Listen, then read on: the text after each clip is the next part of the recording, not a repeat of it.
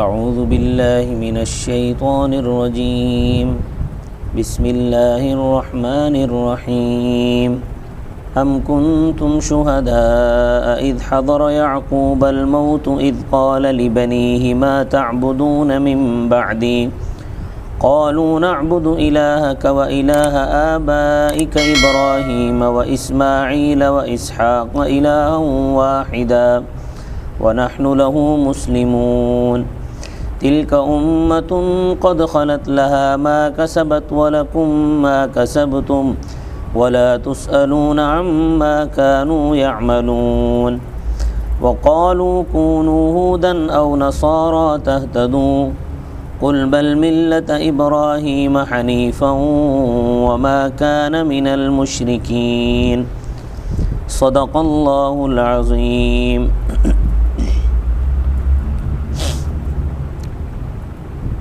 آج ہم درس نمبر 53 جو قرآن کریم کی سورۃ البقرہ کی آیت نمبر 133 134 اور 135 پر مشتمل ہے. آج کا درس گزشتہ درس میں نے بتایا تھا کہ حضرت یعقوب علیہ السلام نے بھی اپنے بیٹوں کو نصیحت کی، وصیت فرمائی کہ اللہ تعالیٰ نے تمہارے لیے دین کو چنا ہے، بس تم اسلام پر قائم رہنا. تو انہوں نے اسلام پر قائم رہنے کی وصیت فرمائی. لیکن یہودی یہ دعویٰ کرتے ہیں کہ حضرت یعقوب علیہ السلام نے اپنے بیٹوں کو یہودیت پر قائم رہنے کی وصیت فرمائی تھی، اور حضرت یعقوب علیہ السلام نے یہ اپنے بیٹوں کو کہا تھا کہ یہودیت پر قائم رہنا. حالانکہ یہ یہودیوں کا صرف پروپیگنڈا ہے، اس کی حقیقت کوئی نہیں ہے. قرآن کریم نے اس کو بیان فرمایا ہے. اللہ تعالیٰ فرماتے ہیں ام کنتم شہداء اذ حضر یعقوب الموت، کیا تم حاضر تھے جب یعقوب علیہ السلام کے پاس موت حاضر ہوئی؟ یعنی تم جو یہ دعویٰ کرتے ہو کہ انہوں نے یہودیت کی وصیت کی تھی، تو کیا جب ان کو موت آئی تھی تو تم اس وقت وہاں موجود تھے، وہاں حاضر تھے؟ جو تمہیں یہ بات معلوم ہو گئی کہ انہوں نے یہ وصیت فرمائی تھی.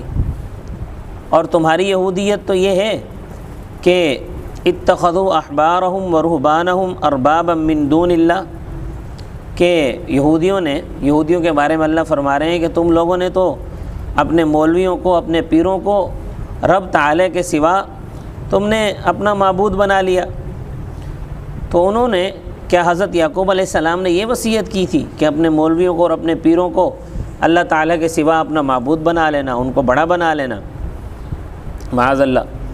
اب تم سنو کہ انہوں نے کیا وصیت فرمائی تھی. اللہ تعالیٰ بتا رہے ہیں کہ جب موت حاضر ہوئی تو فرمایا اذ قال لبنیہ، جب کہا انہوں نے یعنی یعقوب علیہ السلام نے اپنے بیٹوں سے ما تعبدون من بعدی، تم میرے بعد کس کی عبادت کرو گے؟ قالوا، انہوں نے کہا یعنی ان کے بیٹوں نے کہا نعبد الہک و الہ آبائک، ہم عبادت کریں گے تیرے معبود کی اور تیرے باپ دادا کے معبود کی. وہ تمہارے باپ دادا کے معبود، تمہارے باپ دادا کون ہیں؟ ابراہیم و اسماعیل و اسحاق، جو ابراہیم اور اسماعیل اور اسحاق علیہم السلام تھے، یعنی ان کے الہ کی عبادت کریں گے. الہ واحدہ، جو ایک ہی الہ ہے. تو یعقوب علیہ السلام نے مرتے وقت تو یہ وصیت فرمائی تھی، اور ظالمو تم نے اپنے مولویوں کو اور اپنے پیروں کو رب بنا لیا. تمہاری اس یہودیت کے ساتھ ان کا کیا تعلق ہے؟ اور یعقوب علیہ السلام کے بیٹوں نے یہ بھی کہا وَنَحْنُ لَهُ مُسْلِمُونَ، ہم اسی کے فرما بردار ہیں، یعنی ہم مسلمان ہی مریں گے اور اسلام پر ہی قائم رہیں گے.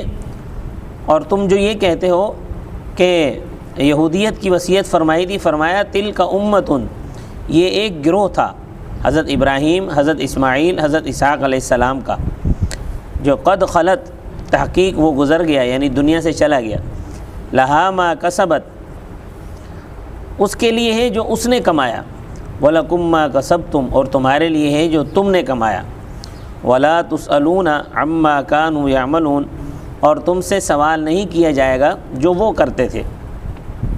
چونکہ ابراہیم علیہ السلام کی جو شخصیت تھی وہ بین الاقوامی طور پر مسلم تھی، اس لیے یہودی کہتے تھے کہ ابراہیم علیہ السلام کے بارے میں کہ وہ بھی یہودی تھے، لہٰذا تم یہودی بن جاؤ۔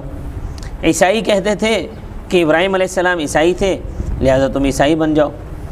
اور مشرک یہ کہتے تھے کہ وہ ہمارے تھے، یعنی ہر ایک فرقہ ان کو اپنے ساتھ جوڑنے کی کوشش کرتا تھا۔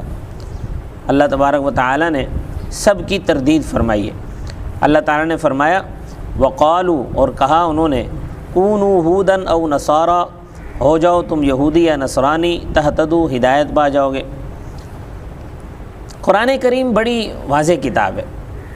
قرآن کریم کے تیسرے پارے کے 15 رکوع میں ہے، فرمایا یا اہل الکتابی، اے اہل کتاب یعنی یہودیوں اور نصرانیوں، لم تحاجون فی ابراہیم، کہ تم کیوں جھگڑا کرتے ہو ابراہیم علیہ السلام کے بارے میں، کہ تم کہتے ہو کہ وہ یہودی تھے یا نصرانی تھے، عیسائی کہتے ہیں کہ وہ نصرانی تھے۔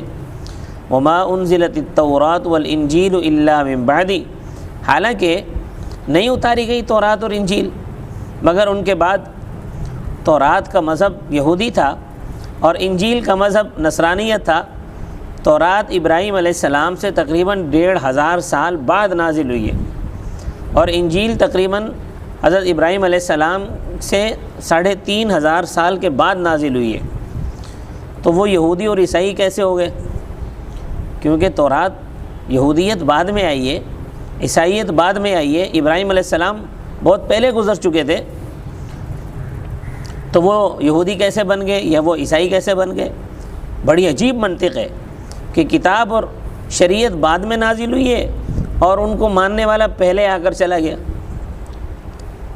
افلا تعقلون، کیا تم اتنی موٹی بات بھی نہیں سمجھتے؟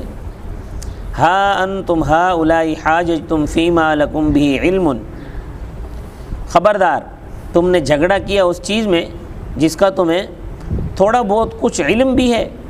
فلم تحاجون فیما لیس لکم بہ علم، بس کیوں جھگڑا کرتے ہو اس چیز کے بارے میں جس کا تمہیں علم نہیں ہے۔ واللہ یعلم، اور اللہ تعالیٰ جانتا ہے، وانتم لا تعلمون، اور تم نہیں جانتے۔ جو جانتا ہے وہ کہہ رہا ہے، اللہ کو تو سب معلوم ہے۔